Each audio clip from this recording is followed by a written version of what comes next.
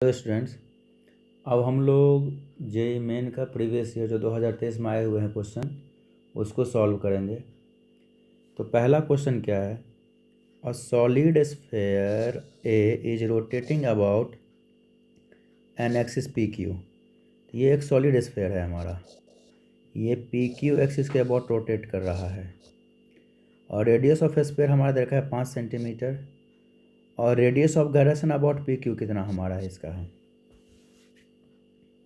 तब यहाँ पे देखो पी से ले ये एक्सिस रोटेशन से सेंटर के बीच का डिस्टेंस 10 सेंटीमीटर है और इसका रेडियस है 5 सेंटीमीटर। ये 5 सेंटीमीटर, ये कितना हो जाएगा हमारा 5 सेंटीमीटर। तब चलो इसका रेडियस है 5 सेंटीमीटर, तो ये भी हमारा 5 सेंटीमीटर होगा, ये 5 सेंटीमीटर और इसका रेडियस भी है हमारा 5 सेंटीमीटर। एक बात मुझे बताओ, सॉलिड स्फेयर का I moment of inertia about centre of mass कितना हमारा होता है? 2/5 mr²। तो इसीलिए moment of inertia about P Q हमारा क्या हो जाएगा? ICOM plus md²। ICOM कितना है हमारा?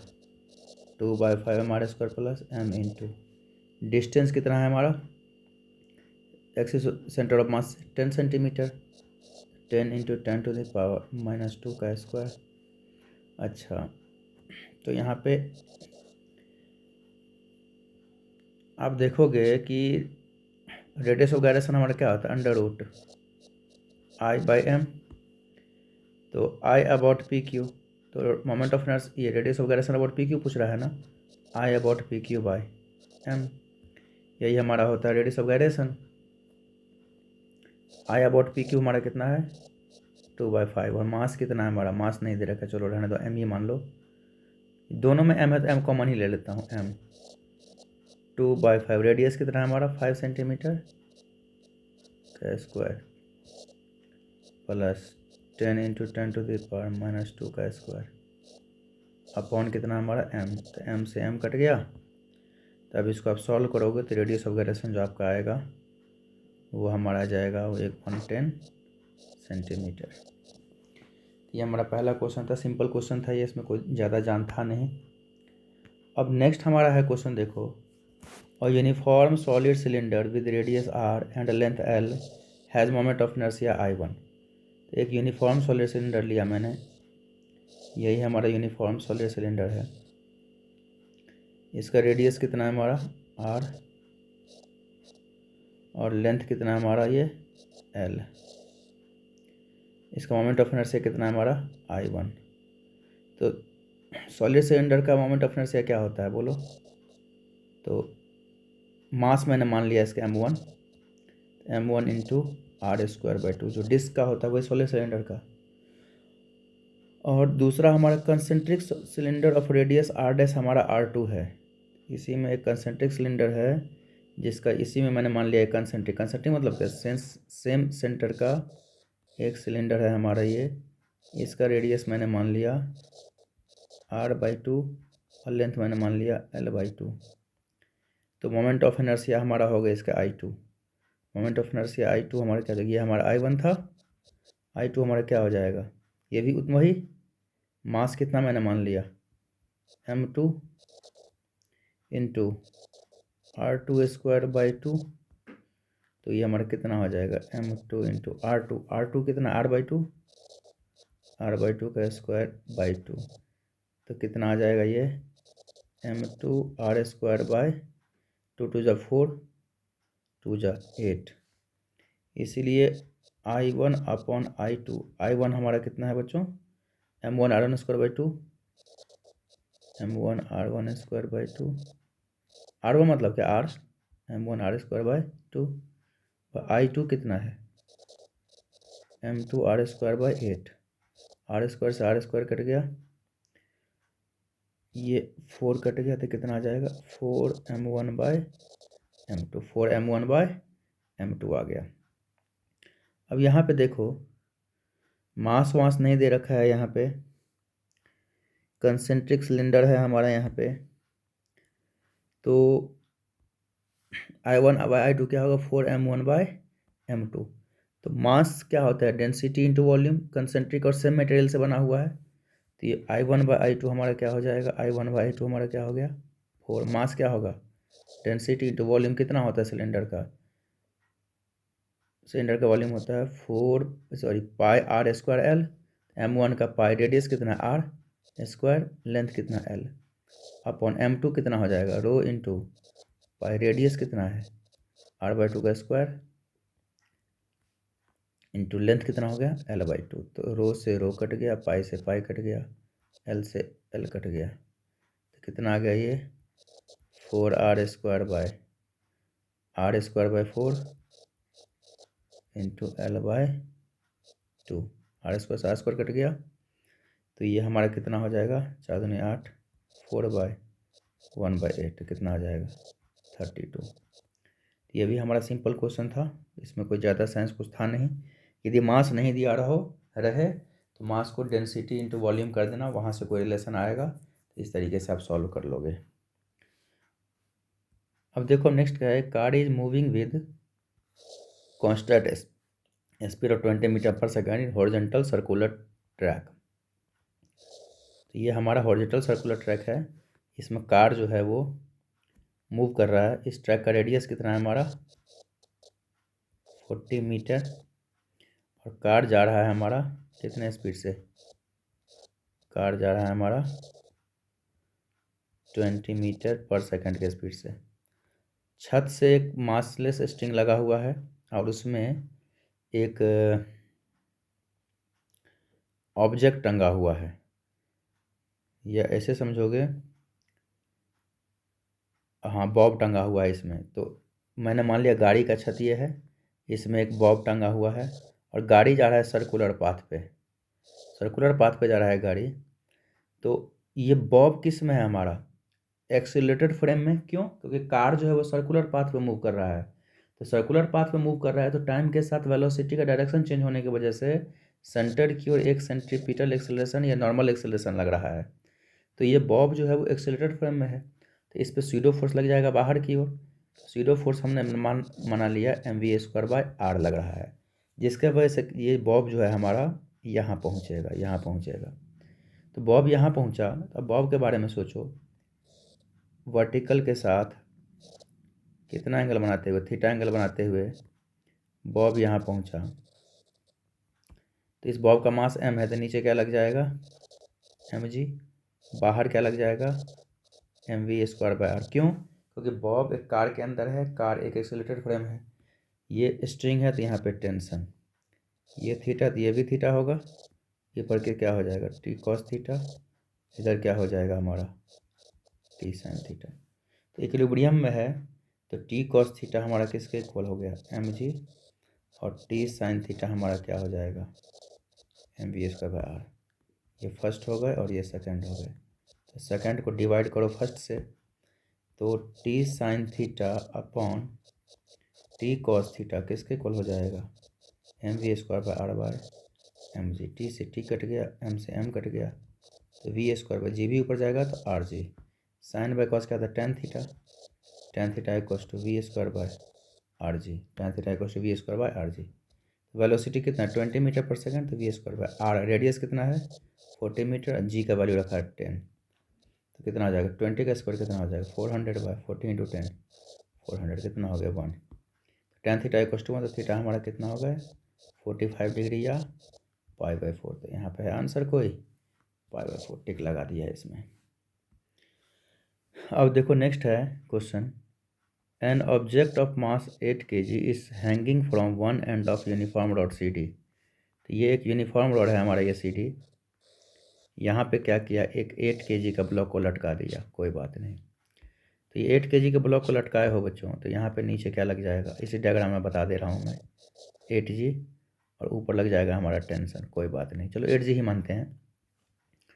अब क्या है यहाँ पे, ये 100 सेंटीमीटर रॉड है ये, फिर कह रहा है कि एक 2 kg का जो मास है हमारा, 2 kg का मास और 1 मीटर सी पॉइंट पे पोवेटेड है यहाँ पे, साथ ही साथ इस अच्छा रॉड का मास है 2 kg, तो रॉड का मास हमारा 2 kg है, तो रॉड का अपना सेंटर ऑफ मास कहाँ पर होगा, ये इसके नीचे क्या लग रहा होगा 2G। अच्छा, और इसका कितना टोटल लेंथ है हमारा?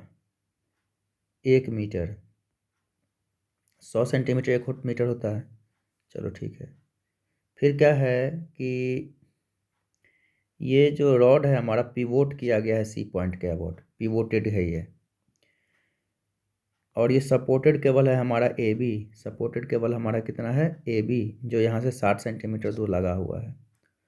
तो आपको कह रहा है सिस्टम इक्विलिब्रियम में है, तो टेंशन इन केबल बताओ। तो यहाँ पे देखो, ये हमारा 2G नीचे रॉड का अपना, 8G नीचे, ये हमारा हो गया टेंशन। तो टेंशन का 2 कंपोनेंट होगा, एक तो हमारा हो जाएगा थीटा है ये T sin 30 डिग्री, इधर हमारा जाएगा T cos 30 degree, T cos 30 degree.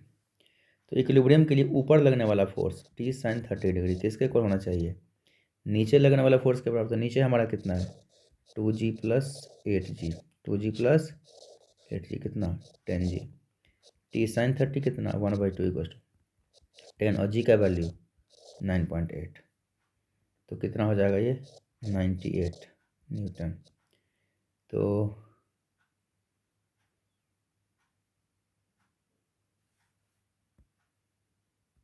आप यहाँ से जो टेंशन का वैल्यू निकालोगे तो ये हमारा जाएगा, वो लगभग हमारा हो जाएगा 8 दूना 16 और 9 दूना 18 19 196 न्यूटन। तो ये जो मेथड है ना हमारा, ये सरासर गलत है। क्यों गलत है?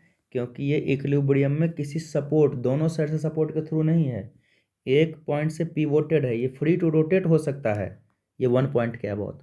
तो सिर्फ ट्रांसलेटरी इक्विलिब्रियम देख के आपका काम नहीं चलेगा, क्योंकि सी पॉइंट पे भी आपको नॉर्मल रिएक्शन निकालना पड़ेगा। कितना नॉर्मल रिएक्शन लगेगा हिंज के साथ। तो इस टाइप का जब भी प्रॉब्लम आए तो आप क्या करोगे? आप सी पॉइंट पर नॉर्मल रिएक्शन नहीं फाइंड कर पाओगे, तो फिर आपको यहाँ पे एक काम करना है, रोटेशनल इक्विलिब्रियम लेना है। कौन सा इक्विलिब्रियम लेना है यहाँ पे? रोटेशनल इक्विलिब्रियम लेना है। क्योंकि टी साइन थीटा तो आपने 2G, आप प्लस 8G तो कर ही दिए हो, लेकिन तो ये जो 8G जो है, 2G जो है, इस सी पॉइंट के बाद इसको तो टॉर्क भी पैदा करेगा ना। फोर्स तो आपने देख लिया, टॉर्क तो आपने देखा नहीं। और दूसरी बात ये कि सी पॉइंट पे नॉर्मल कितना लग रहा है ये हमें पता नहीं है। तो जब भी किसी रोटेशनल इफेक्ट वाला बात हो, कहानी हो, तो आप इक्विलिब्रियम में 2 काम करोगे, एक तो नेट फोर्स जीरो करोगे, दूसरा नेट टॉर्क भी जीरो करोगे। तो यहाँ पे ऊपर वाला टी साइन थीटा हमारा किसके इक्वल हो गया? यहाँ पे 2G प्लस 8G के बराबर। लेकिन यहाँ पे जो ये जो पिवोटेड पॉइंट है, पिवोटेड पॉइंट के कारण यहाँ पे आप एग्जैक्ट क्या कंडीशन है वो आप ट्रांसलेटरी से नहीं लगा सकते हो। हाँ, यदि यहाँ पे एक सपोर्ट हो जाता, यदि यहाँ पे कहीं पे सपोर्ट, यहाँ सपोर्ट होता, यहाँ फिर सपोर्ट होता, तब आप यहाँ पे क्या कर सकते थे? रिजिड सपोर्ट होता, तब आप ट्रांसलेटरी इक्विलिब्रियम से भी कुछ कर सकते थे, सोच सकते थे। एक्चुअली यहाँ पे पिवोटेड है, तो इस ये यदि स्ट्रिंग नहीं होता तो ये सीधे घूम जाता, रोटेट कर जाता, रोटेट करके गिर जाता। तो यहाँ पे हम रोटेशनल इक्विलिब्रियम निकालना है किसके अबाउट? पिवोटेड पॉइंट के अबाउट। तो net torque about point C हमारा क्या होना चाहिए? 0। तो किस किस के वजह से नेट टॉर्क हमारा होगा? एक तो इसका अपने वेट के वजह से, जो नीचे 2G लग रहा है, तो कितना हो जाएगा? 2G इधर है, इंटू इसका ये डिस्टेंस कितना है? 2G टोटल 1 मीटर है ना, तो ये 2G कहाँ पे लगेगा? 50 सेंटीमीटर पे, 50 सेंटीमीटर 2G, और उसका परपेंडिकुलर डिस्टेंस 50। ये डायरेक्शन बताओ, इसको एरो को घुमाओ सेंटर एक्सिस रोटेशन की तरफ, तो क्लॉकवाइज, क्लॉकवाइज माइनस लेते हैं। फिर 8G, 8 kg है ना, तो नीचे लग जाएगा 8G, 8G के कारण भी एक्सिस रोटेशन किधर हो जाएगा? इस डायरेक्शन में, तो -8 kg, तो मतलब क्या 8G इंटू परपेंडिकुलर डिस्टेंस कितना है? 1 मीटर, 1 मीटर। साथ में ये टी टेंशन है हमारा, टी, ऊपर क्या लग जाएगा हमारा? T sin 30 डिग्री, और इधर क्या लग जाएगा हमारा? T cos 30 degree. तो T cos 30 degree axis rotation से पास कर रहा है, तो T cos 30 डिग्री से के कारण कोई टॉर्क नहीं होगा। तो जो भी फोर्स एक्सिस रोटेशन से पास करे उसके कारण कोई टॉर्क नहीं होगा। तो यहाँ पे T cos 30 डिग्री से के कारण कोई भी टॉर्क नहीं होगा। लेकिन T sin 30 डिग्री के कारण टॉर्क होगा ना, तो T sin 30 डिग्री को एक्सिस रोटेशन के अलॉन्ग मोड़ होती है, क्या होगा? Anti clockwise. इसके कारण टॉर्क क्या होगा? पॉजिटिव। तो T sin 30 डिग्री इंटू इसका परपेंडिकुलर डिस्टेंस यहाँ से कितना है? ये हमारा कितना हो गया? सी से लेके बी का बीच का डिस्टेंस दे रखा है यहाँ पे सी से बी के बीच का डिस्टेंस। अब ये सब काम हो ही गया, देख लेते हैं। ये हाँ ये 60 मीटर है, तो यहाँ पे कितना हो जाएगा हमारा 60 मीटर। ये कितना आना चाहिए हमारा 0। फिर कहोगे सर सी पॉइंट पर जो नॉर्मल डायरेक्शन है वो तो एक्सिस रोटेशन से पास कर गया ना, तो उसके वजह से टॉर्क तो 0 होगा ही। तो 2 × 50, जी का वैल्यू 10 ले लो, 10 ले लिए जी का वैल्यू, तो 20 और ये कितना होगा 5,000 माइनस था ये -1000 माइनस 50 सेंटीमीटर था ना, इसको मीटर में कन्वर्ट करो ना, 50 × 10⁻²। -2 है तो 2 जीरो ऐसे ही गया, ये 10 हो गया हमारा यहाँ पे, -10 -8g × 1 मीटर, तो कितना हो जाएगा माइनस ये 80 80 प्लस टी, और sin 30 कितना होता है 1/2 × 60, ये कितना होगा 30, क्या होगा 0। तो यहाँ पर हम ऐसे भी कह सकते हैं 30t = 80 और 10 90। अच्छा यहाँ पे भी तो सेंटीमीटर में मेजर चेंज करना पड़ेगा ना, ये 0 के बराबर। तो यहाँ पे कितना हो गया हमारा 80 10 90, और ये 60 × 10⁻², 30 टी, यहाँ पे कितना होगा 30t × 10⁻², हमारा कितना 80 और 10 90।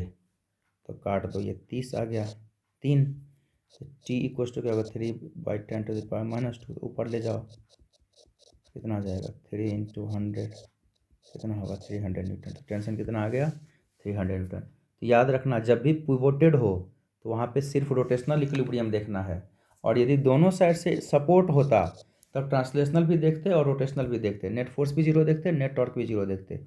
और एक साइड सपोर्ट है या एक साइड पिवोटेड है तो वहाँ पे सिर्फ रोटेशनल इक्विलिब्रियम देखना है, ट्रांसलेशनल इक्विलिब्रियम अपने आप आ जाएगा। जब रोटेशनल इक्विलिब्रियम आ गया तो ट्रांसलेशनल इक्विलिब्रियम भी इसका आ जाएगा अपने आप खुद ब खुद। तो यहाँ पे हमें देखना है मेन आपका translational equilibrium, rotational equilibrium sorry. अब नेक्स्ट क्वेश्चन है बच्चों हमारा, ICM is moment of inertia of circular disc about an axis passing through its centre of mass and perpendicular to plane of disc.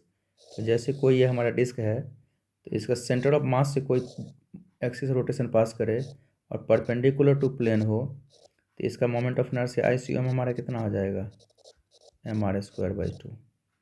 और इसी के थोड़ा दूर आगे यहाँ पे AB पैरेलल एक्सिस है, इधर ही रख लेता हूँ मैं। चलो यहाँ से एक AB हमारा पैरेलल एक्सिस है, A और B, और दोनों के बीच का जो डिस्टेंस मैंने मान लिया कितना है 2r/3, 2r/3।